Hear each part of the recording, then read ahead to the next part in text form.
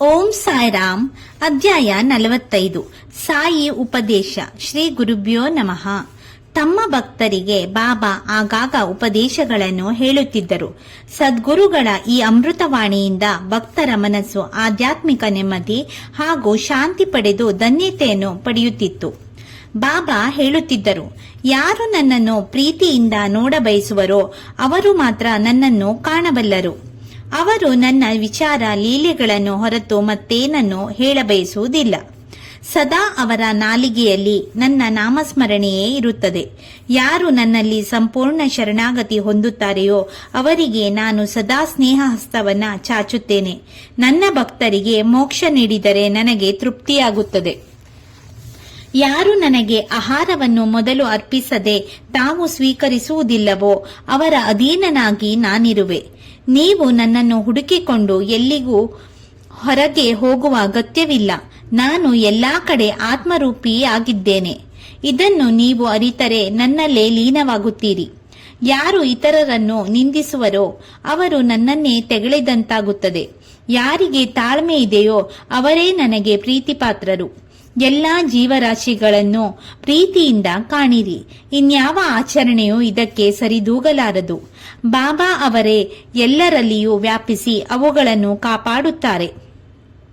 ಯಾರು ಸದ್ಗುರುಗಳ ಕೀರ್ತಿ ಹಾಗೂ ಲೀಲೆಗಳನ್ನು ಶ್ರದ್ಧೆ ಹಾಗೂ ಭಕ್ತಿಗಳಿಂದ ಹಾಡುವರೋ ಆಲಿಸುವರೋ ಅಂತಹ ಸಜ್ಜನರು ನಿಜವಾಗಿಯೂ ಸಾಯಿಯವರಲ್ಲಿ ಐಕ್ಯರಾಗುತ್ತಾರೆ. ಸಾಯಿನಾಥರ ಭೌತಿಕ ಸ್ವರೂಪವು ಇಂದು ನಮ್ಮ ಕಣ್ಣುಗಳಿಂದ ದೂರವಾಗಿರಬಹುದು, ಆದರೆ ಅವರು ಅಮರರು. ಅವರು ದೇಹತ್ಯಾಗ ಮಾಡಿದ ಮೇಲೂ ಭಕ್ತರನ್ನು ಸದಾ ರಕ್ಷಿಸುತ್ತಾರೆ. ಬಾಬಾ ಅವರ ಸಮಕಾಲೀನವರೇ ಧನ್ಯರು. ಸದಾ ಪ್ರಾಪಂಚಿಕ ವಸ್ತುಗಳ ಕಡೆ ಗಮನ ನೀಡಿ ಇಂದ್ರಿಯಗಳಿಗೆ ದಾಸರಾಗುವವರು ದುರದೃಷ್ಟವಂತರ ಎಂದೇ ಹೇಳಬೇಕು. ಏಕೆಂದರೆ ಅವರು ಬಾಬಾ ಅವರಂತಹ ಪರಮಾತ್ಮ ಸ್ವರೂಪಿಗಳನ್ನು ಸೇವಿಸದೆ ವಂಚಿತರಾಗುತ್ತಾರೆ. ಕಾಯ ವಾಚ ಮನಸ ನಾವೆಲ್ಲರೂ ಪರಿಶುದ್ಧರಾಗಿರಬೇಕು. ನಮಗೆ ಗುರುಗಳ ವಿನಾ ಜೀವನದಲ್ಲಿ ಸಾರ್ಥಕತೆಯ ಹಾದಿ ತೋರಿಸುವವರು ಯಾರೂ ಇಲ್ಲ. ನಮ್ಮ ಹಾದಿಯನ್ನು ಗುರುಕೃಪೆಯಿಂದ ನಾವೇ ಹುಡುಕಬೇಕು. ಯಾವುದು ನಿತ್ಯ ಯಾವುದು ಅನಿತ್ಯ ಎಂಬುದನ್ನು ತಿಳಿದು ಪ್ರಾಪಂಚಿಕ ಸುಖಗಳನ್ನು ಆದಷ್ಟು ತ್ಯಾಗ ಮಾಡಿ. ಬದುಕಿನ ಸಾರ್ಥಕತೆ ಎಂದರೆ ಮೋಕ್ಷದ ಹಾದಿಯತ್ತ ನಾವು ಸಾಗಬೇಕು. ನಾವು ಪರರಿಗೆ ಅಧೀನರಾಗುವ ಮುನ್ನ ನಮ್ಮಲ್ಲಿ ನಮಗೆ ಪೂರ್ಣ ವಿಶ್ವಾಸವಿರಬೇಕು. ನಶ್ವರವಾದ ಆದರೆ ಸತ್ಯವಾದ ಈ ಜಗತ್ತಿನಲ್ಲಿ ವಿಷಯ ಸುಖಗಳು ಬಯಕೆಗಳು ನಮ್ಮನ್ನು ಆವರಿಸದೇ ಇರುವಂತೆ ಎಚ್ಚರಿಕೆ ಬೇಕು. ಇದರಿಂದ ವೈರಾಗ್ಯ ಮೂಡುತ್ತದೆ.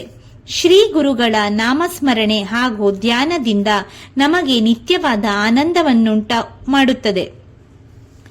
ಈ ಬಗ್ಗೆ ಒಂದು ಪ್ರಸಂಗ ಹೀಗಿದೆ.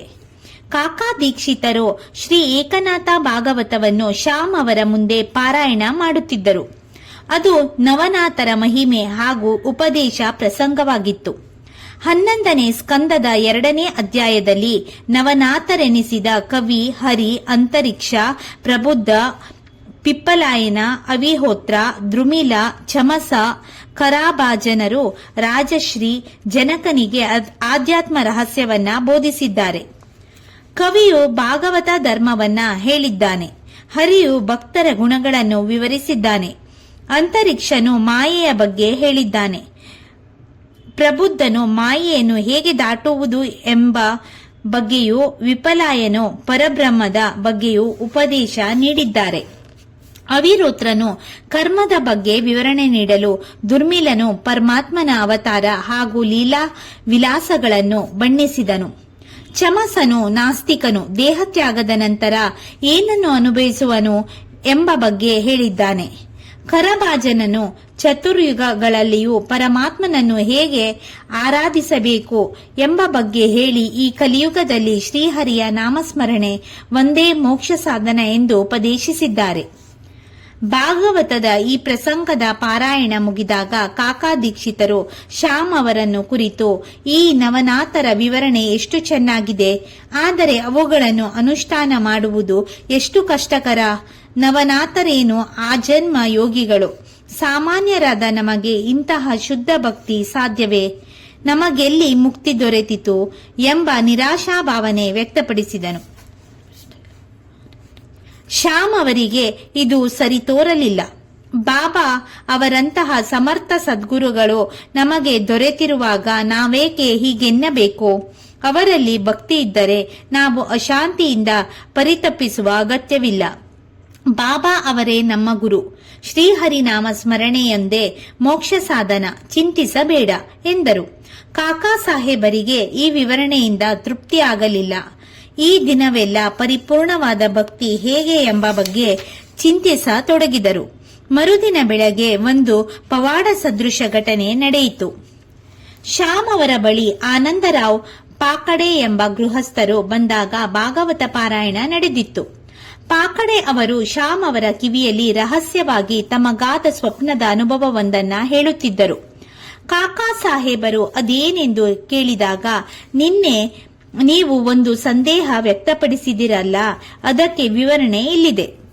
ಗುರುಪಾದಗಳಿಗೆ ವಂದಿಸುವುದು ಹಾಗೂ ನಿರ್ಮಲವಾದ ಭಕ್ತಿ ಇಷ್ಟೇ ಈ ಕಾಲಕ್ಕೆ ಸಾಕು ಮೋಕ್ಷ ಸಾಧನೆಗೆ ಎಂಬುದೇ ಇದರ ಅರ್ಥ. ಕನಸಿನಲ್ಲಿ ಪಾಕಡೆ ಅವರು ಸಾಗರದಲ್ಲಿ ನಿಂತಿದ್ದರು.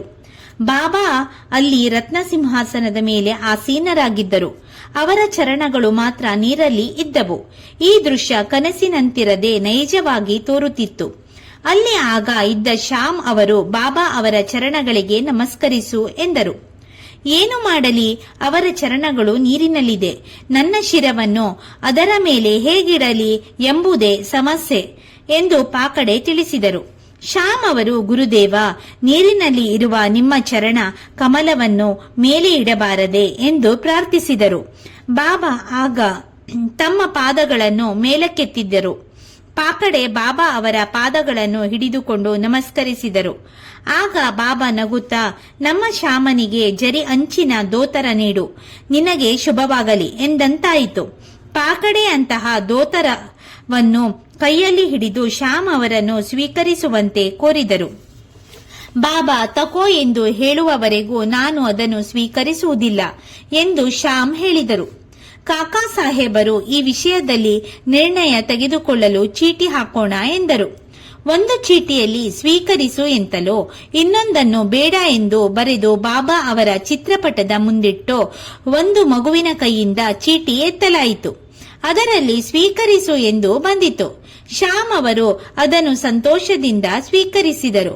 ಕಾಕಾ ಸಾಹೇಬರ ಸಂದೇಹ ಪರಿಹಾರವಾಯಿತು. ಈ ಪ್ರಸಂಗದ ಮೂಲಕ ನಾವು ಗುರುಭಕ್ತಿಯನ್ನು ಹೆಚ್ಚಿಸಿಕೊಳ್ಳುವಂತೆ ಸೂಚನೆ ಇದೆ. ಗುರುವೇ ತಂದೆ, ತಾಯಿ, ಗೆಳೆಯ, ಬಳಗ ಎಲ್ಲ ಎಂಬ ಅಚಲ ವಿಶ್ವಾಸ ನಮ್ಮಲ್ಲಿ ಬರಬೇಕು. ಸೂರ್ಯನ ಮುಂದೆ ಕತ್ತಲೆ ಹೇಗೆ ಇರಲಾರದೋ ಹಾಗೆಯೇ ಗುರುವಿನ ಮುಂದೆ ಸಂಸಾರ ಬಾಧೆ ಇರಲಾರದು ಎಂದು ಚೆನ್ನಾಗಿ ಮನಗಾಣಬೇಕು.